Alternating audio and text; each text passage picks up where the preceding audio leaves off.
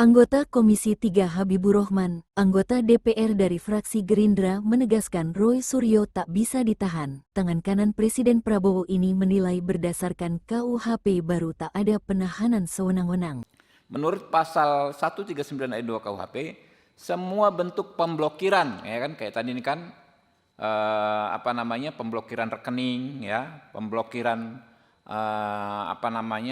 data online, medsos dan lain sebagainya, ya, dilakukan, ya, dengan mendapatkan izin hakim 139 ayat 2. Lalu menurut pasal 44 KUHP baru, semua bentuk penyitaan, nah ini yang soal handphone, laptop, disita itu ya, tanpa izin hakim.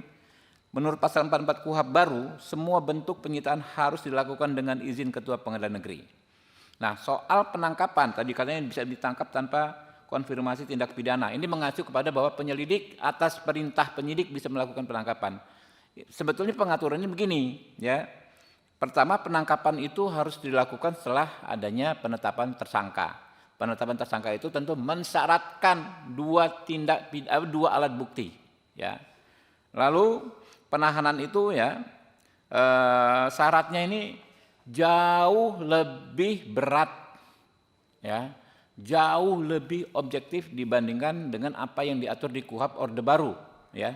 Di KUHP baru penahanan bisa dilakukan pertama apabila tersangka mengabaikan panggilan 2 kali berturut-turut. Ini kan sangat objektif. Panggil sekali nggak datang, 2 kali nggak datang, jelas faktanya. Yang kedua, apabila tersangka memberikan informasi tidak sesuai fakta. Ini kan gampang nih cross check-nya, gitu loh. Ketiga, apabila tersangka menghambat proses pemeriksaan, ya. Keempat, kalau menghambat proses pemeriksaan ini kan jelas sebuah tindak pidana, namanya obstruction of justice, ya. Keempat, apabila tersangka berupaya melarikan diri, melakukan ulang tindak pidana, ya, menghilangkan alat bukti dan terancam keselamatannya, atau yang terakhir tersangka mempengaruhi saksi untuk berbohong. Ini juga kan termasuk dalam obstruction of justice yang memang merupakan tindak pidana.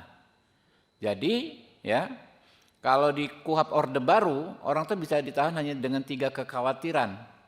1, khawatir melarikan diri, khawatir menghilangkan alat bukti, khawatir mengulangi tindak pidana, yang pemenuhannya unsur yang subjektivitasnya hanya ada pada penyidik. Nah, kalau yang di KUHP baru ini sangat objektif, sangat bisa dinilai, gitu loh.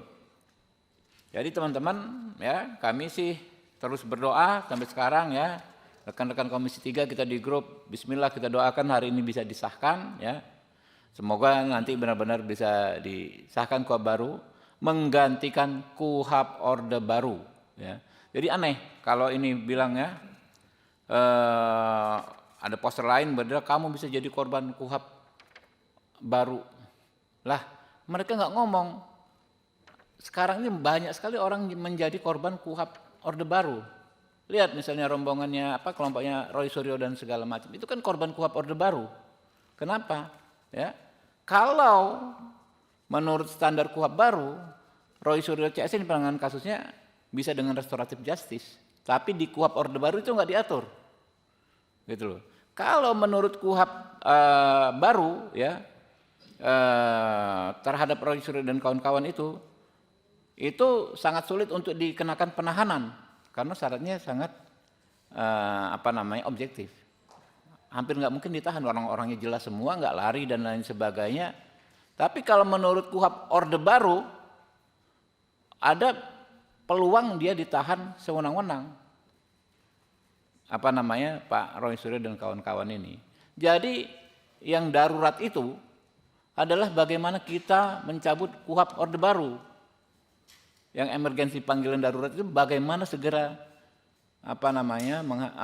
menghentikan KUHP Orde Baru. Sudah terlalu banyak korban KUHP Orde Baru ini, ya. Mulai dulu kemarin Pak Egy Sujana dan lain sebagainya itu kan korban KUHP Orde Baru. Ya, kita terus ikhtiar, ya teman-teman, agar memang nanti bisa segera disahkan. Mungkin ada 3 pertanyaan aja, ya. Bentar lagi 10 menit lagi kita mulai misalnya. Ya.